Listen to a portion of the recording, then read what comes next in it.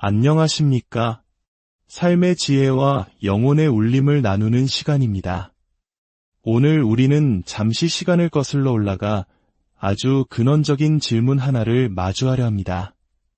지금으로부터 약 2000년 전 초대교회 성도들은 완성된 신약 성경도 없이 오직 구약의 말씀과 사도들의 가르침, 그리고 뜨거운 성령의 체험만으로 세상을 뒤흔드는 믿음의 역사를 써 내려갔습니다. 그런데 오늘날 21세기를 사는 우리는 어떻습니까? 손안에 성경 전체를 들고 있고 수많은 신학 지식과 설교를 언제든 접할 수 있는데 우리는 그때 그들처럼 뜨겁고 능력 있는 삶을 살지 못하는 걸까요? 무엇이 우리와 그들 사이에 이토록 큰 간극을 만든 것일까요? 오늘 이야기는 바로 이 질문에 대한 답을 찾아가는 여정입니다. 우리가 잃어버린 가장 중요한 것, 바로 우리 자신의 진짜 정체성에 대한 이야기입니다. 오늘 이야기가 여러분의 마음에 깊은 울림을 준다면 이 은혜를 주변의 소중한 이들과 함께 나누어 주십시오. 여러분의 구독과 공유는 저희가 이 귀한 여정을 계속해 나가는데 큰 힘이 됩니다. 이 시간을 통해 여러분의 삶에 하나님의 크신 평안과 축복이 가득하기를 기도합니다. 자, 그럼 시작하겠습니다. 태초에 하나님께서 인간을 창조하신 그 순간을 기록한 창세기 2장 7절의 말씀이 있습니다. 여호와 하나님이 땅의 흙으로 사람을 지으시고 생기를 그 코에 불어넣으시니 사람이 생명이 되니라. 생명. 히브리어 원어로는 네페시하야. 바로 살아있는 영적 존재라는 뜻입니다. 오늘 우리가 깊이 묵상해야 할 핵심 단어입니다. 우리는 이 말씀을 수없이 읽고 암송하며 잘 알고 있다고 생각합니다. 하지만 결정적인 순간 우리의 생각과 행동은 우리가 살아있는 영적 존재라는 사실을 완전히 잊은 채 이루어집니다. 한번 상상해 봅시다. 만약 우리가 타임머신을 타고 1세기 초대교회 시절로 돌아가 오순절 날 베드로의 설교를 듣고 회심했던 3,000명의 성도 중 한 사람과 대화를 나눈다면 어떨까요? 그 시대의 형제님에게 우리가 이렇게 묻습니다. 형제님, 어떻게 그토록 담대하게 믿음을 지키셨나요? 그는 아마 이렇게 대답할 겁니다. 어젯밤 기도하는데 주의 천사가 나타나 내게 이렇게 말씀하셨다네. 이 말을 들은 우리는 속으로 생각하겠죠. 혹시 신사도 운동 같은 건가? 또 그가 어제 주님께서 나에게 환상으로 이 비밀을 보여주셨네라고 말한다면 우리는 아마 이렇게 대답할 겁니다. 형제님, 잠시만요. 그건 너무 비합리적인 이야기 아닌가요? 논리적으로 설명이 가능한가요? 합리적, 논리적이라는 단어를 들은 1세기 성도는 고개를 갸우뚱할 겁니다. 그 시대에는 그런 개념 자체가 생소했기 때문입니다. 그들에게는 영적인 세계가 현실이었고 하나님의 음성을 듣고 천사를 만나는 것이 일상이었습니다. 하지만 우리에게는 그것이 초자연적이고 비합리적인 특별한 현상일 뿐입니다. 도대체 2000년이라는 시간 동안 무슨 일이 있었던 걸까요? 왜 우리는 완성된 성경을 모두 가지고 있으면서도 영적인 실제와는 이토록 멀어진 삶을 살게 된 것일까요? 그 해답의 실마리는 인류 지성사를 관통하는 두 개의 거대한 사상적 흐름에서 찾을 수 있습니다. 바로 헬레니즘과 헤브라이즘입니다. 헬레니즘은 고대 그리스 철학에서 시작된 이성과 합리, 논리와 증명을 중시하는 사고방식입니다. 우리가 유치원부터 대학교, 대학원까지 배우는 모든 학문의 근간이 바로 이 헬레니즘입니다. 눈에 보이고 손에 만져지고 과학적으로 증명 가능한 물질 세계가 진짜 현실이라고 가르칩니다. 반면 헤브라이즘은 성경에 뿌리를 둔 유대적 사고방식입니다. 이 세계관에서는 눈에 보이는 물질 세계는 잠시 머무는 그림자일 뿐이며 눈에 보이지 않는 영적인 세계가 바로 영원한 실체라고 말합니다. 하나님, 천사, 영적인 영역이 우리 삶에 직접적으로 개입하는 진짜 현실이라는 것입니다. 초대교회 성도들은 헤브라이즘의 세계관 속에서 살았습니다. 그들에게 세계란 인간의 세계와 천사의 세계가 공존하는 곳이었습니다. 하지만 2000년이 흐르는 동안 세상은 헬레니즘의 지배를 받게 되었고 우리 그리스도인들조차 알게 모르게 그 사고방식에 깊이 물들어 버렸습니다. 우리는 교회에 와서는 헤브라이즘, 즉 영적인 세계에 대해 듣지만 교회 밖을 나서는 순간부터는 철저히 헬레니즘의 방식으로 생각하고 판단하며 살아갑니다. 이 두 세계관이 우리 안에서 끊임없이 충돌하는 것입니다. 성경에 나오는 다니엘을 보십시오. 하나님은 그에게 모든 학문과 서적을 깨닫는 지혜, 즉 헬레니즘적 지성을 주셨습니다. 동시에 모든 환상과 꿈을 깨닫는 능력, 즉 헤브라이즘적 영성 또한 부어주셨습니다. 하나님은 이 두 가지를 모두 사용하십니다. 하지만 우리는 어떻습니까? 자녀들에게 국어, 영어, 수학은 돈을 들여 가르치면서 하나님의 말씀과 영적인 세계에 대해서는 얼마나 가르치고 있습니까? 이처럼 헬레니즘적 교육과 훈련을 받은 우리에게 꿈, 환상, 예언과 같은 영적인 채널들은 낯설고 위험하게 느껴집니다. 심지어 신학조차 이성적인 학문으로 발전하면서 이런 초월적인 경험들은 터부시되거나 무시당하는 경향이 생겼습니다. 성령의 은사가 초대교회 시대에 끝났다고 주장하는 은사중달론 같은 신학이 나온 것도 바로 이런 배경 때문입니다. 사탄은 바로 이 지점을 교묘하게 파고들었습니다. 교회가 스스로 영적인 능력을 거세하고 살아있는 영적 존재로서의 정체성을 잊어버리게 만든 것입니다. 우리의 진짜 문제는 바로 여기에 있습니다. 우리는 하나님께서 창조하신 생명, 즉 살아있는 영적 존재라는 사실을 잊고 그저 생각하고 느끼는 혼적 존재로만 자신을 인식하며 살아간다는 것입니다. 아담과 하와가 범죄한 이후 인간은 영적인 죽음을 맞이했습니다. 하나님과의 소통 채널이었던 영이 죽어버리자 혼과 육이 우리 존재의 왕이 되어버렸습니다. 혼이란 우리의 지정에, 즉 생각, 감정, 의지를 말합니다. 오늘날 이 시대는 그야말로 혼의 시대입니다. 수많은 심리 분석 도구들이 우리의 혼을 분석하고 규정합니다. 그중 대표적인 것이 바로 MBTI입니다. 요즘 젊은이들은 자신을 소개할 때 혈액형이 아닌 MBTI로 말합니다. 저는 내향적인 I라서 사람들 앞에 나서는 게 힘들어요. 저는 감정적인 F라서 상처를 잘 받아요. 저는 이성적인 T라서 공감을 잘 못해요. 저는 즉흥적인 P라서 계획을 잘 못 세워요. 우리는 MBTI라는 틀 안에 자신을 가두고 그것을 방패 삼아 변화되기를 거부합니다. 내향적이라서 전도를 못하고, 감정적이라서 쉽게 삐지고, 이성적이라서 순종하지 못하고, 즉흥적이라서 준비하지 않습니다. 하지만 기억하십시오. 하나님께 붙들리지 않은 우리의 혼은 그 어떤 유형이든 불완전하고 죄의 노예일 뿐입니다. 십자가 앞에서 우리의 생각과 감정, 의지는 죽어야만 합니다.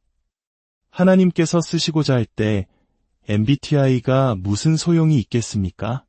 하나님은 살인자였던 모세도, 도망쳤던 요나도, 주님을 3번이나 부인했던 베드로도 들어 쓰셨습니다. 중요한 것은 나의 성향이 아니라 내가 하나님께 온전히 붙들렸느냐 하는 것입니다. 우리의 육 또한 마찬가지입니다.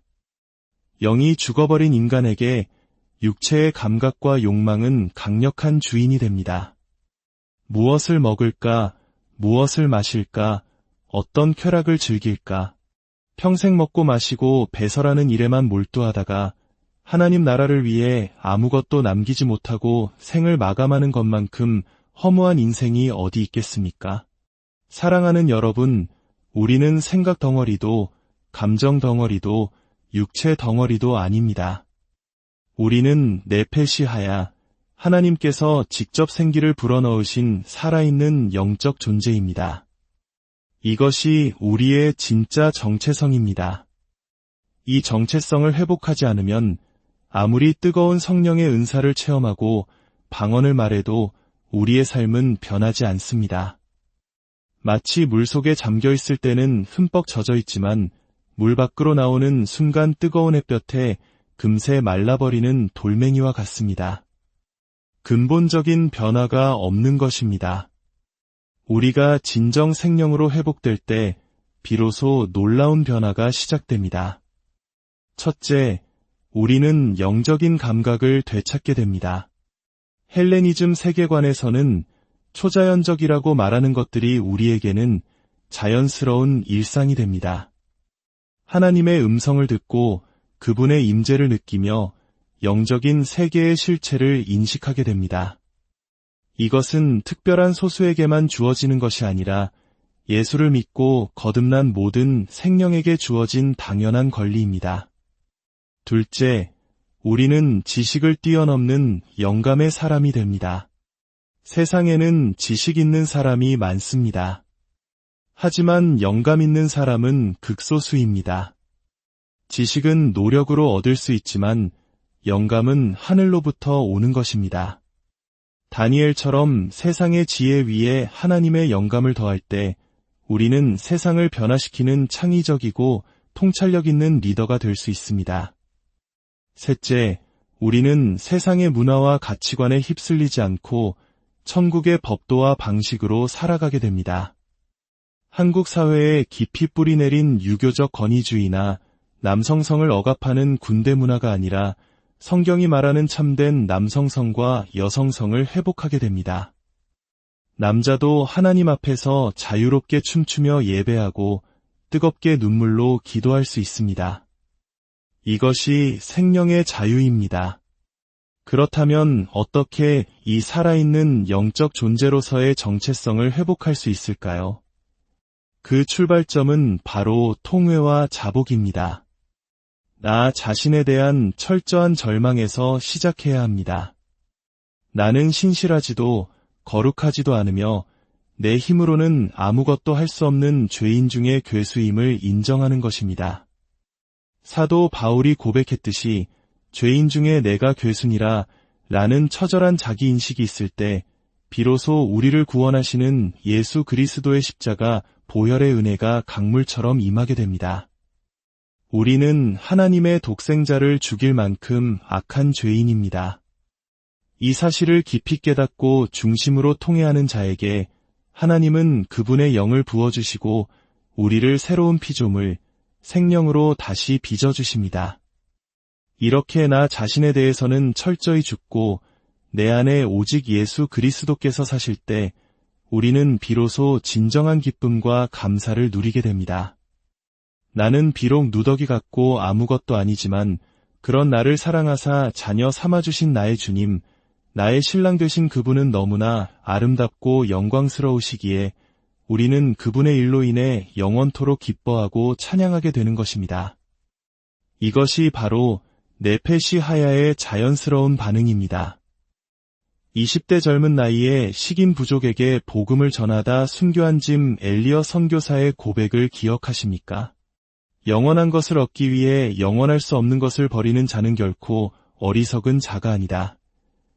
그는 자신의 정체성이 이 땅에 속한 자가 아니라 영원한 하나님 나라에 속한 생명임을 분명히 알았습니다. 그래서 그는 자신의 삶을 기꺼이 하나님께 불쏘시개로 드렸고 그의 죽음은 한 부족 전체를 구원하는 생명의 씨앗이 되었습니다. 사랑하는 여러분, 이 마지막 때에 열방이 흔들리고 있습니다.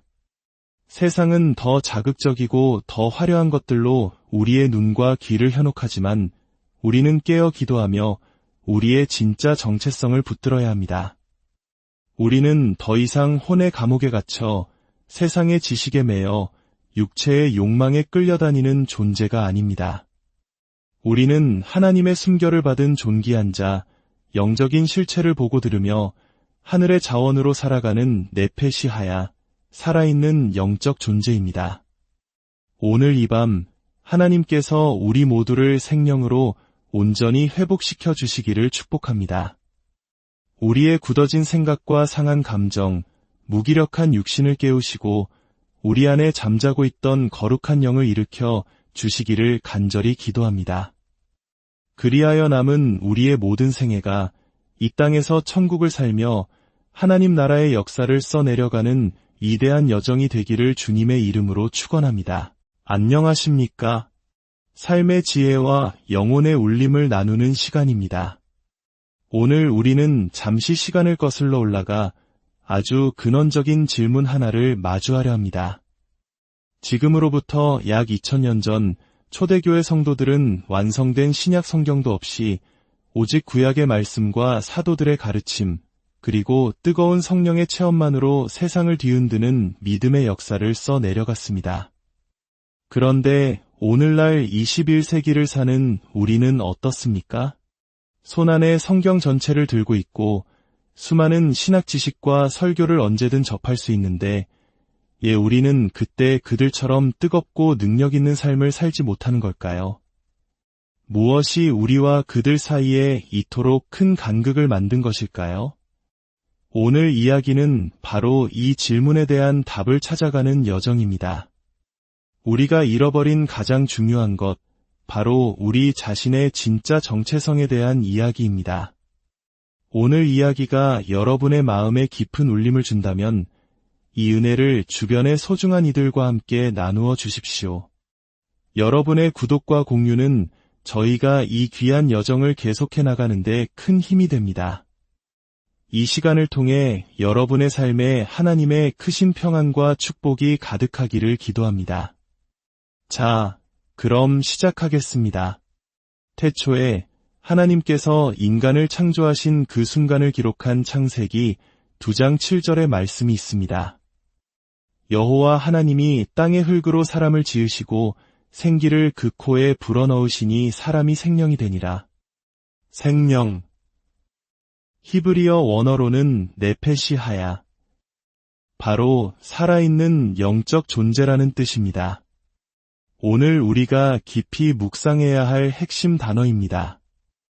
우리는 이 말씀을 수없이 읽고 암송하며 잘 알고 있다고 생각합니다.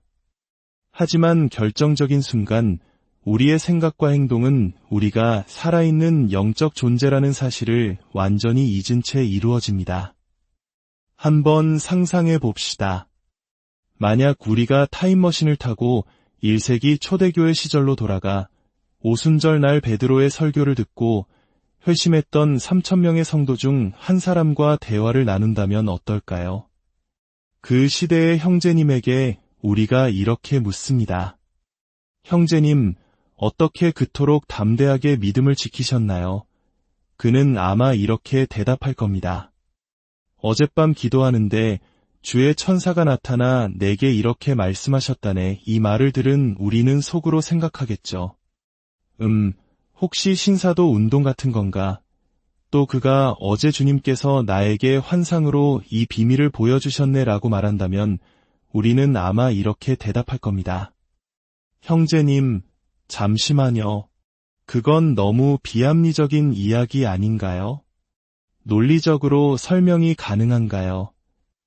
합리적, 논리적이라는 단어를 들은 1세기 성도는 고개를 갸우뚱할 겁니다. 그 시대에는 그런 개념 자체가 생소했기 때문입니다. 그들에게는 영적인 세계가 현실이었고 하나님의 음성을 듣고 천사를 만나는 것이 일상이었습니다. 하지만 우리에게는 그것이 초자연적이고 비합리적인 특별한 현상일 뿐입니다. 도대체 2000년이라는 시간 동안 무슨 일이 있었던 걸까요? 왜 우리는 완성된 성경을 모두 가지고 있으면서도 영적인 실제와는 이토록 멀어진 삶을 살게 된 것일까요? 그 해답의 실마리는 인류 지성사를 관통하는 두 개의 거대한 사상적 흐름에서 찾을 수 있습니다. 바로 헬레니즘과 헤브라이즘입니다. 헬레니즘은 고대 그리스 철학에서 시작된 이성과 합리, 논리와 증명을 중시하는 사고방식입니다. 우리가 유치원부터 대학교, 대학원까지 배우는 모든 학문의 근간이 바로 이 헬레니즘입니다. 눈에 보이고 손에 만져지고 과학적으로 증명 가능한 물질 세계가 진짜 현실이라고 가르칩니다. 반면 헤브라이즘은 성경에 뿌리를 둔 유대적 사고방식입니다. 이 세계관에서는 눈에 보이는 물질 세계는 잠시 머무는 그림자일 뿐이며 눈에 보이지 않는 영적인 세계가 바로 영원한 실체라고 말합니다. 하나님, 천사, 영적인 영역이 우리 삶에 직접적으로 개입하는 진짜 현실이라는 것입니다. 초대교회 성도들은 헤브라이즘의 세계관 속에서 살았습니다. 그들에게 세계란 인간의 세계와 천사의 세계가 공존하는 곳이었습니다. 하지만 2000년이 흐르는 동안 세상은 헬레니즘의 지배를 받게 되었고 우리 그리스도인들조차 알게 모르게 그 사고방식에 깊이 물들어 버렸습니다.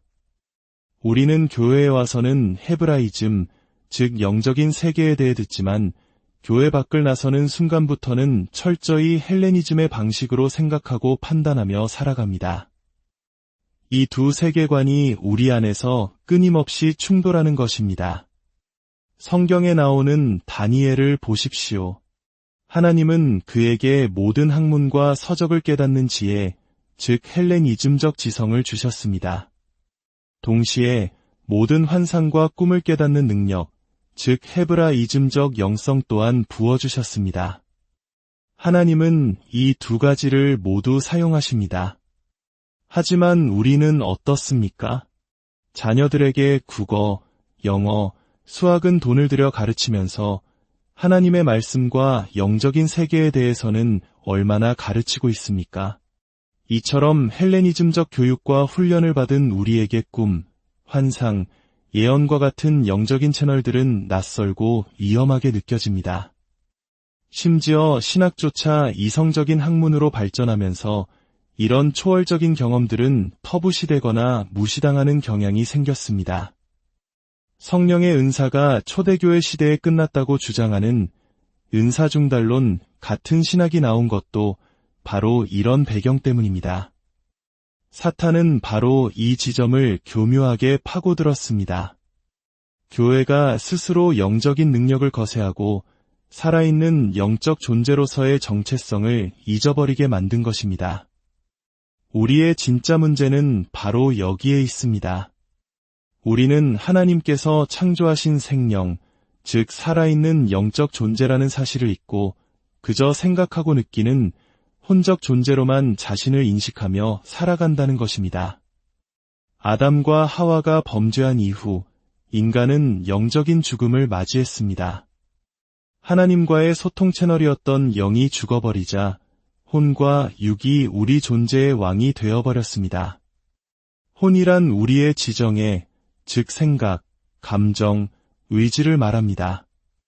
오늘날 이 시대는 그야말로 혼의 시대입니다.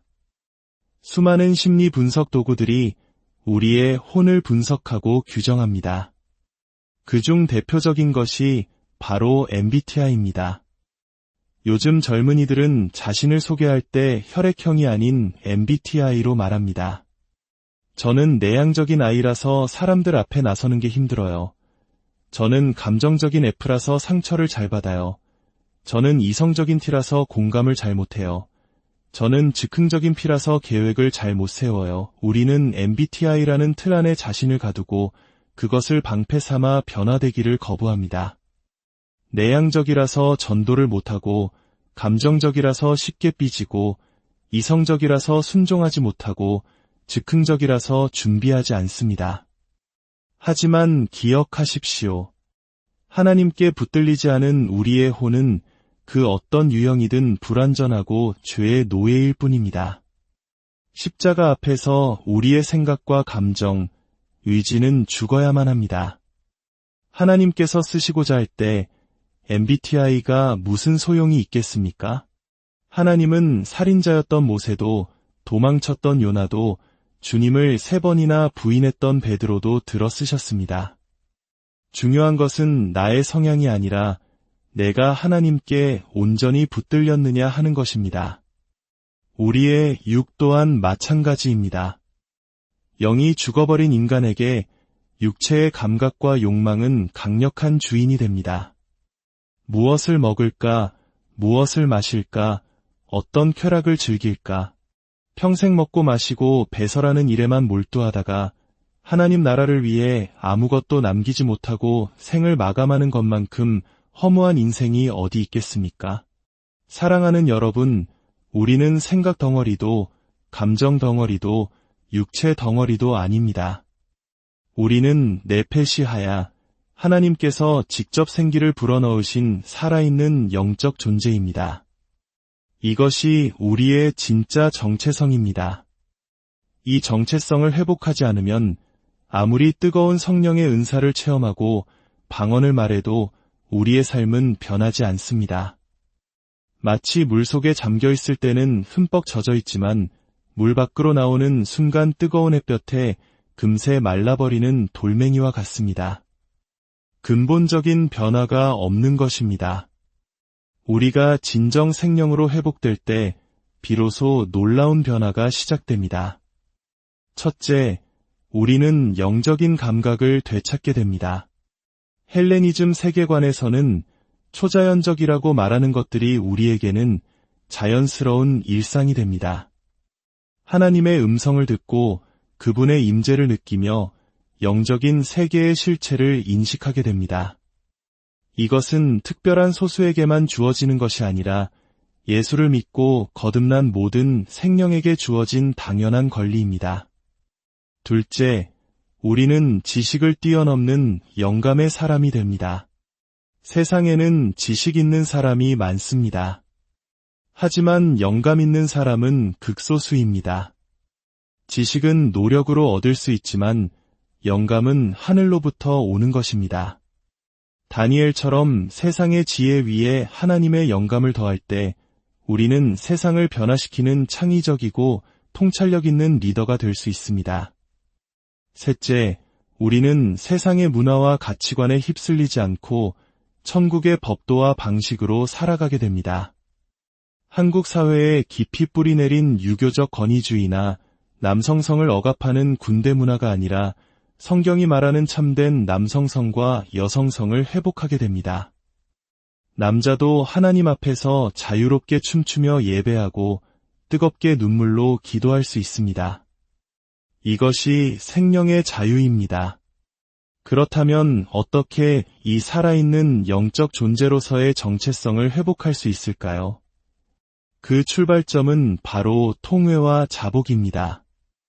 나 자신에 대한 철저한 절망에서 시작해야 합니다.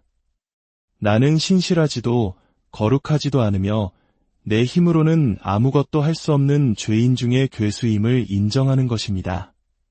사도 바울이 고백했듯이 죄인 중에 내가 괴수니라 라는 처절한 자기인식이 있을 때 비로소 우리를 구원하시는 예수 그리스도의 십자가 보혈의 은혜가 강물처럼 임하게 됩니다. 우리는 하나님의 독생자를 죽일 만큼 악한 죄인입니다. 이 사실을 깊이 깨닫고 중심으로 통회하는 자에게 하나님은 그분의 영을 부어주시고 우리를 새로운 피조물, 생명으로 다시 빚어주십니다.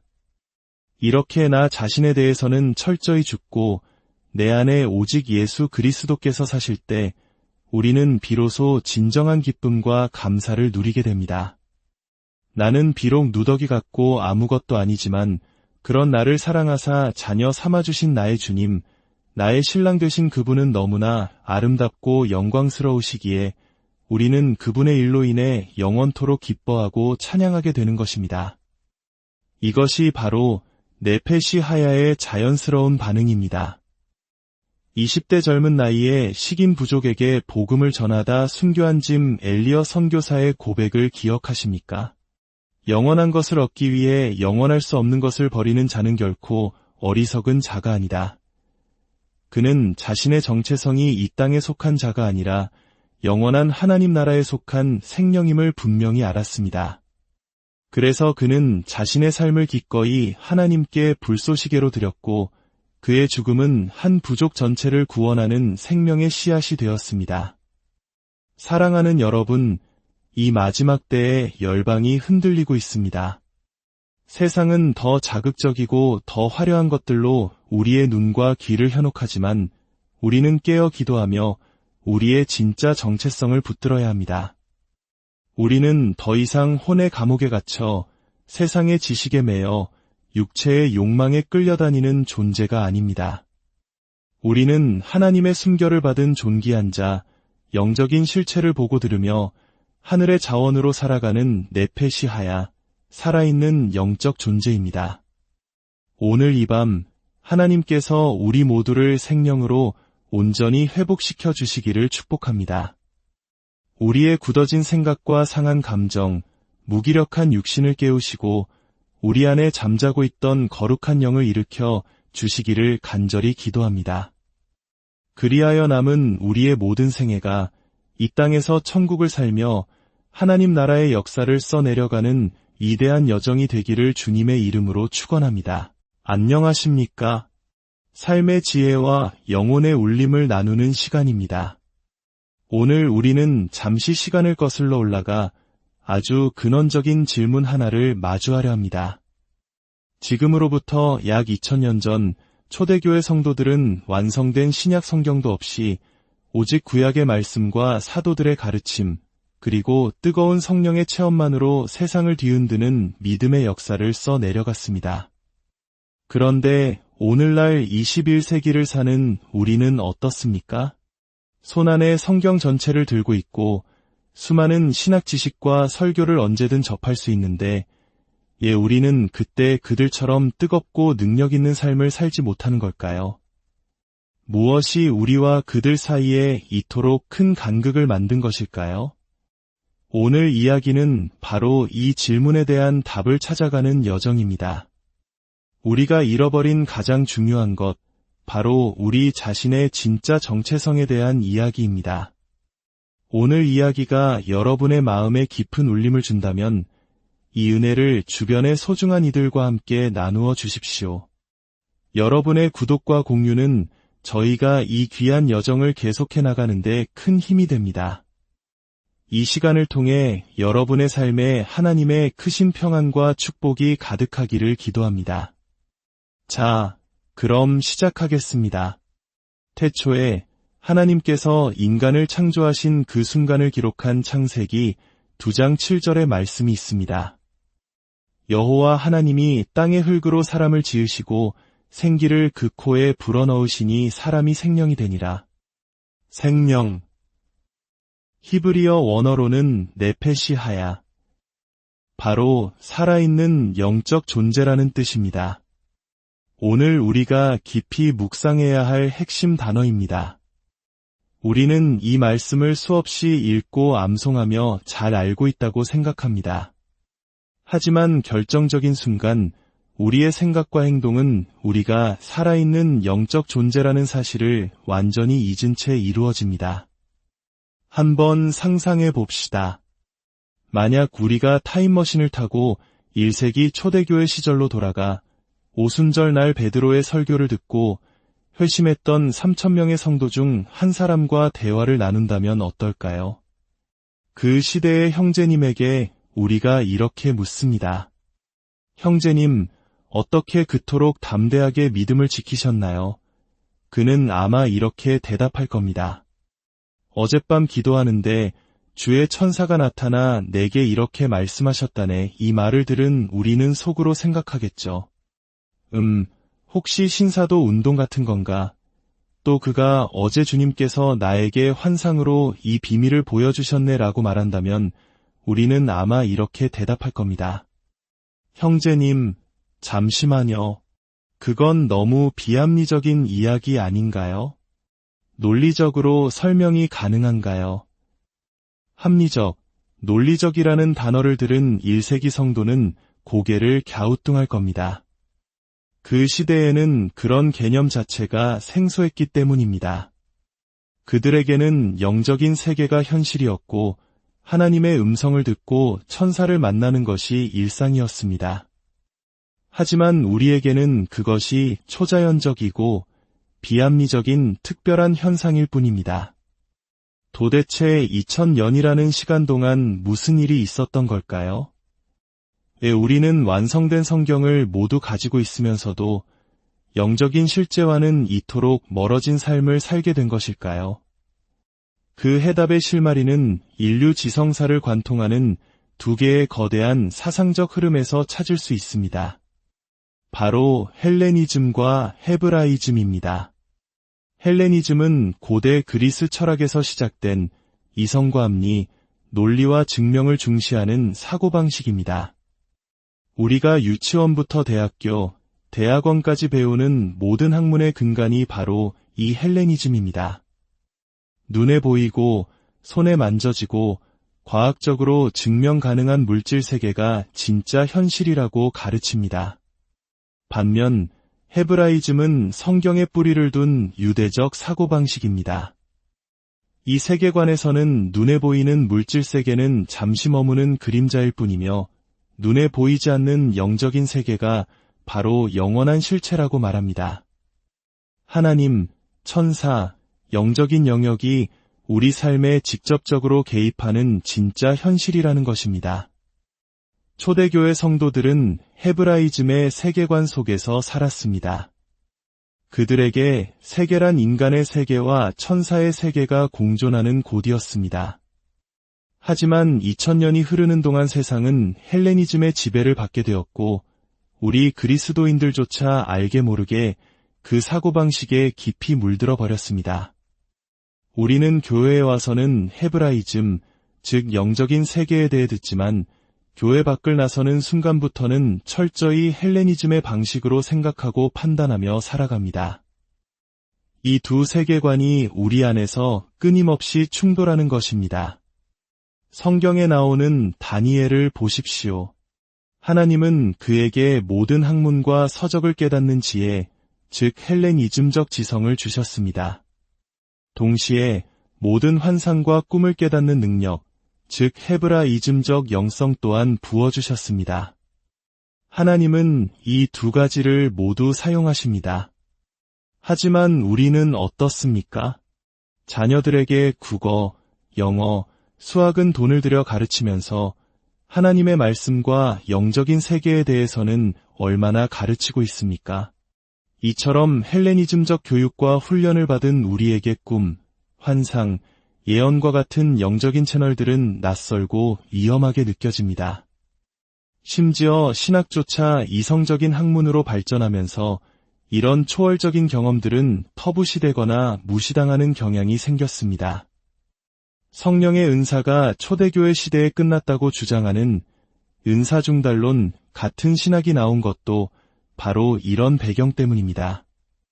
사탄은 바로 이 지점을 교묘하게 파고들었습니다. 교회가 스스로 영적인 능력을 거세하고 살아있는 영적 존재로서의 정체성을 잊어버리게 만든 것입니다. 우리의 진짜 문제는 바로 여기에 있습니다.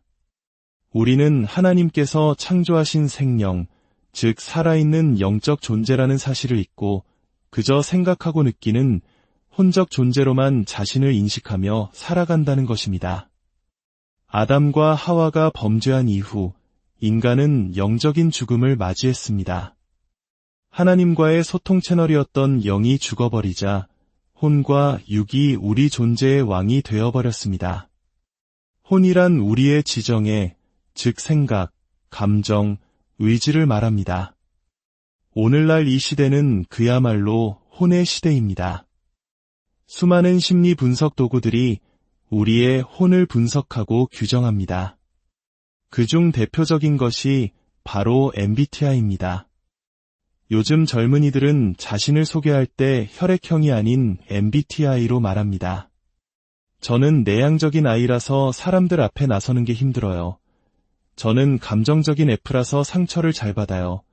저는 이성적인 T라서 공감을 잘 못해요. 저는 즉흥적인 P라서 계획을 잘 못 세워요. 우리는 MBTI라는 틀 안에 자신을 가두고 그것을 방패 삼아 변화되기를 거부합니다. 내향적이라서 전도를 못하고, 감정적이라서 쉽게 삐지고, 이성적이라서 순종하지 못하고, 즉흥적이라서 준비하지 않습니다. 하지만 기억하십시오. 하나님께 붙들리지 않은 우리의 혼은 그 어떤 유형이든 불완전하고 죄의 노예일 뿐입니다. 십자가 앞에서 우리의 생각과 감정, 의지는 죽어야만 합니다. 하나님께서 쓰시고자 할 때 MBTI가 무슨 소용이 있겠습니까? 하나님은 살인자였던 모세도, 도망쳤던 요나도, 주님을 3번이나 부인했던 베드로도 들어 쓰셨습니다. 중요한 것은 나의 성향이 아니라 내가 하나님께 온전히 붙들렸느냐 하는 것입니다. 우리의 육 또한 마찬가지입니다. 영이 죽어버린 인간에게 육체의 감각과 욕망은 강력한 주인이 됩니다. 무엇을 먹을까, 무엇을 마실까, 어떤 쾌락을 즐길까, 평생 먹고 마시고 배설하는 일에만 몰두하다가 하나님 나라를 위해 아무것도 남기지 못하고 생을 마감하는 것만큼 허무한 인생이 어디 있겠습니까? 사랑하는 여러분, 우리는 생각 덩어리도, 감정 덩어리도, 육체 덩어리도 아닙니다. 우리는 네페시하야, 하나님께서 직접 생기를 불어넣으신 살아있는 영적 존재입니다. 이것이 우리의 진짜 정체성입니다. 이 정체성을 회복하지 않으면 아무리 뜨거운 성령의 은사를 체험하고 방언을 말해도 우리의 삶은 변하지 않습니다. 마치 물속에 잠겨있을 때는 흠뻑 젖어 있지만 물 밖으로 나오는 순간 뜨거운 햇볕에 금세 말라버리는 돌멩이와 같습니다. 근본적인 변화가 없는 것입니다. 우리가 진정 생명으로 회복될 때 비로소 놀라운 변화가 시작됩니다. 첫째, 우리는 영적인 감각을 되찾게 됩니다. 헬레니즘 세계관에서는 초자연적이라고 말하는 것들이 우리에게는 자연스러운 일상이 됩니다. 하나님의 음성을 듣고 그분의 임재를 느끼며 영적인 세계의 실체를 인식하게 됩니다. 이것은 특별한 소수에게만 주어지는 것이 아니라 예수를 믿고 거듭난 모든 생명에게 주어진 당연한 권리입니다.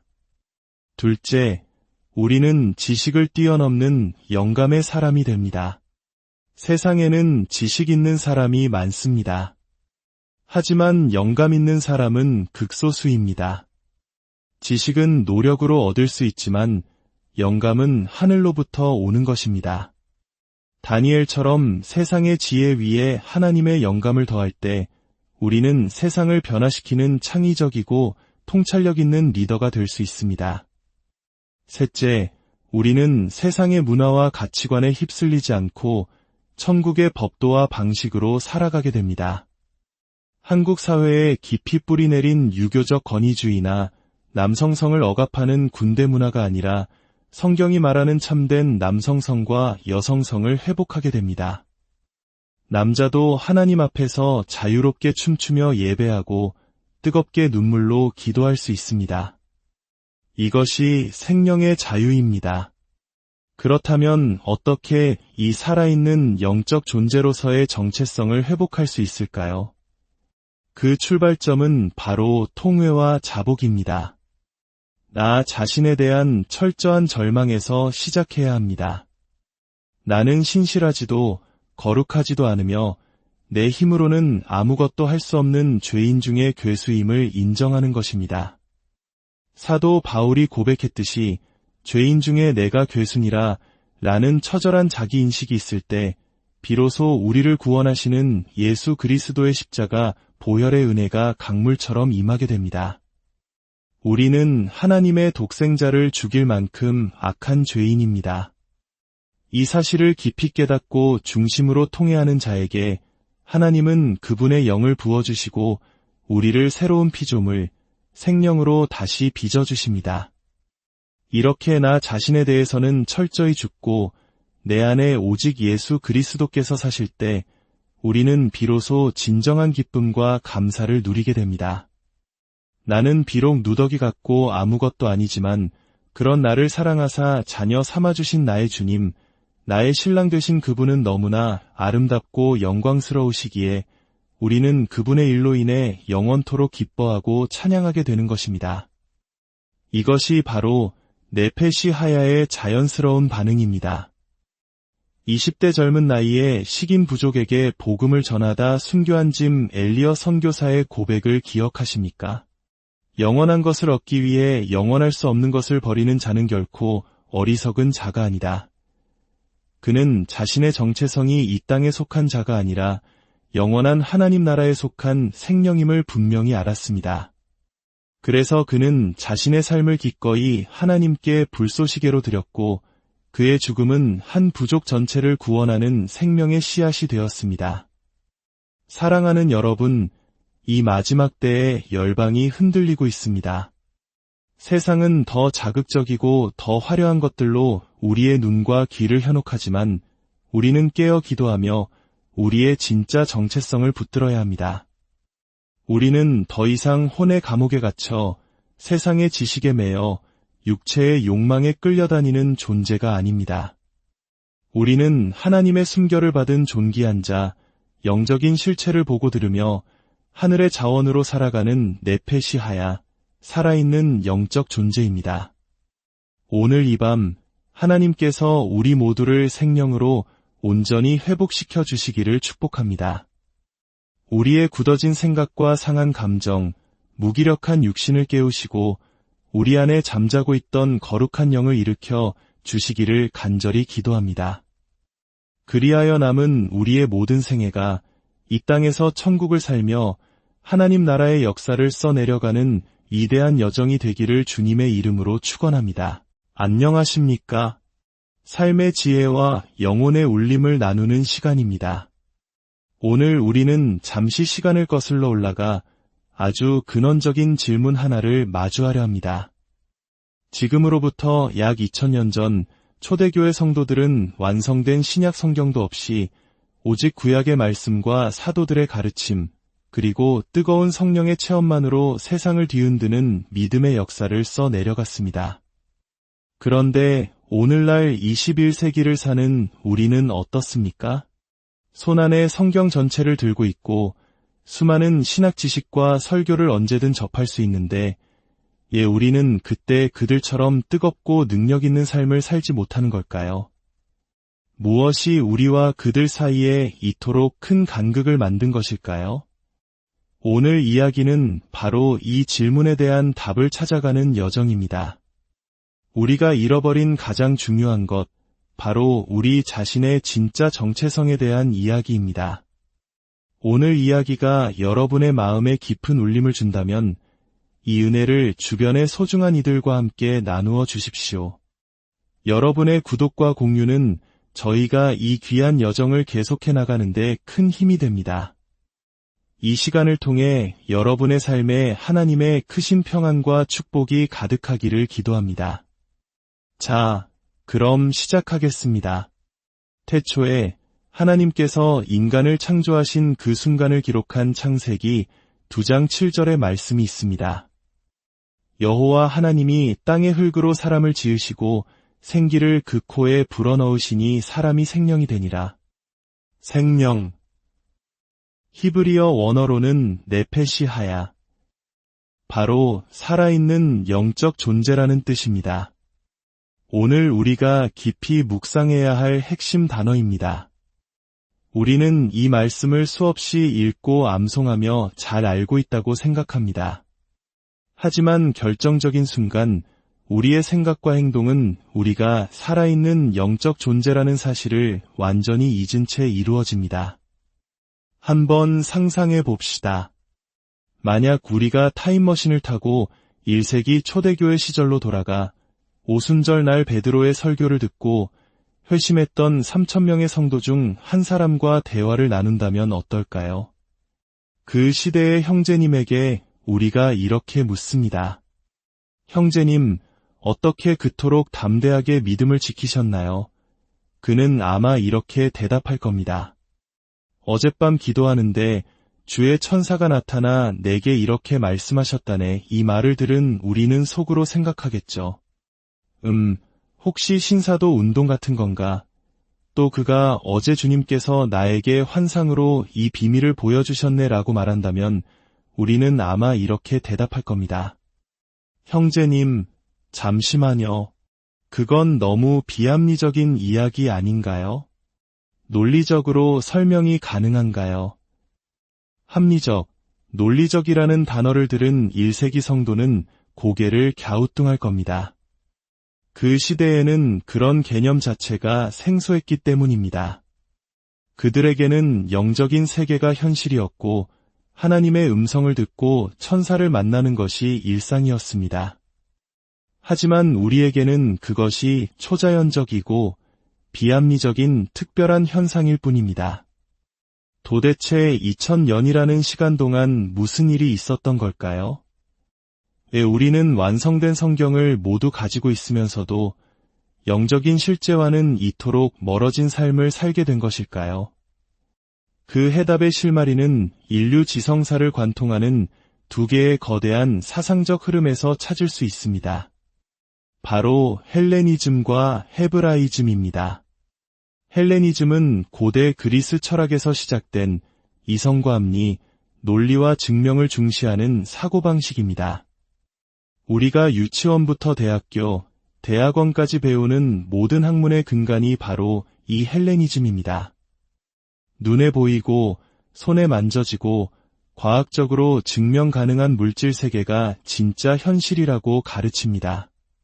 반면 헤브라이즘은 성경에 뿌리를 둔 유대적 사고방식입니다.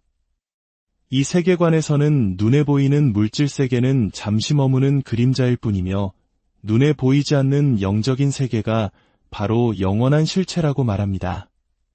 하나님, 천사, 영적인 영역이 우리 삶에 직접적으로 개입하는 진짜 현실이라는 것입니다. 초대교회 성도들은 헤브라이즘의 세계관 속에서 살았습니다. 그들에게 세계란 인간의 세계와 천사의 세계가 공존하는 곳이었습니다. 하지만 2000년이 흐르는 동안 세상은 헬레니즘의 지배를 받게 되었고 우리 그리스도인들조차 알게 모르게 그 사고방식에 깊이 물들어 버렸습니다. 우리는 교회에 와서는 헤브라이즘, 즉 영적인 세계에 대해 듣지만 교회 밖을 나서는 순간부터는 철저히 헬레니즘의 방식으로 생각하고 판단하며 살아갑니다. 이 두 세계관이 우리 안에서 끊임없이 충돌하는 것입니다. 성경에 나오는 다니엘을 보십시오. 하나님은 그에게 모든 학문과 서적을 깨닫는 지혜, 즉 헬레니즘적 지성을 주셨습니다. 동시에 모든 환상과 꿈을 깨닫는 능력, 즉 헤브라이즘적 영성 또한 부어주셨습니다. 하나님은 이 두 가지를 모두 사용하십니다. 하지만 우리는 어떻습니까? 자녀들에게 국어, 영어, 수학은 돈을 들여 가르치면서 하나님의 말씀과 영적인 세계에 대해서는 얼마나 가르치고 있습니까? 이처럼 헬레니즘적 교육과 훈련을 받은 우리에게 꿈, 환상, 예언과 같은 영적인 채널들은 낯설고 위험하게 느껴집니다. 심지어 신학조차 이성적인 학문으로 발전하면서 이런 초월적인 경험들은 터부시되거나 무시당하는 경향이 생겼습니다. 성령의 은사가 초대교회 시대에 끝났다고 주장하는 은사중달론 같은 신학이 나온 것도 바로 이런 배경 때문입니다. 사탄은 바로 이 지점을 교묘하게 파고들었습니다. 교회가 스스로 영적인 능력을 거세하고 살아있는 영적 존재로서의 정체성을 잊어버리게 만든 것입니다. 우리의 진짜 문제는 바로 여기에 있습니다. 우리는 하나님께서 창조하신 생명, 즉 살아있는 영적 존재라는 사실을 잊고 그저 생각하고 느끼는 혼적 존재로만 자신을 인식하며 살아간다는 것입니다. 아담과 하와가 범죄한 이후 인간은 영적인 죽음을 맞이했습니다. 하나님과의 소통 채널이었던 영이 죽어버리자 혼과 육이 우리 존재의 왕이 되어버렸습니다. 혼이란 우리의 지정에, 즉 생각, 감정, 의지를 말합니다. 오늘날 이 시대는 그야말로 혼의 시대입니다. 수많은 심리 분석 도구들이 우리의 혼을 분석하고 규정합니다. 그중 대표적인 것이 바로 MBTI입니다. 요즘 젊은이들은 자신을 소개할 때 혈액형이 아닌 MBTI로 말합니다. 저는 내향적인 I라서 사람들 앞에 나서는 게 힘들어요. 저는 감정적인 F라서 상처를 잘 받아요. 저는 이성적인 T라서 공감을 잘 못해요. 저는 즉흥적인 P라서 계획을 잘 못 세워요. 우리는 MBTI라는 틀 안에 자신을 가두고 그것을 방패 삼아 변화되기를 거부합니다. 내향적이라서 전도를 못하고, 감정적이라서 쉽게 삐지고, 이성적이라서 순종하지 못하고, 즉흥적이라서 준비하지 않습니다. 하지만 기억하십시오. 하나님께 붙들리지 않은 우리의 혼은 그 어떤 유형이든 불완전하고 죄의 노예일 뿐입니다. 십자가 앞에서 우리의 생각과 감정, 의지는 죽어야만 합니다. 하나님께서 쓰시고자 할 때 MBTI가 무슨 소용이 있겠습니까? 하나님은 살인자였던 모세도, 도망쳤던 요나도, 주님을 3번이나 부인했던 베드로도 들어 쓰셨습니다. 중요한 것은 나의 성향이 아니라 내가 하나님께 온전히 붙들렸느냐 하는 것입니다. 우리의 육 또한 마찬가지입니다. 영이 죽어버린 인간에게 육체의 감각과 욕망은 강력한 주인이 됩니다.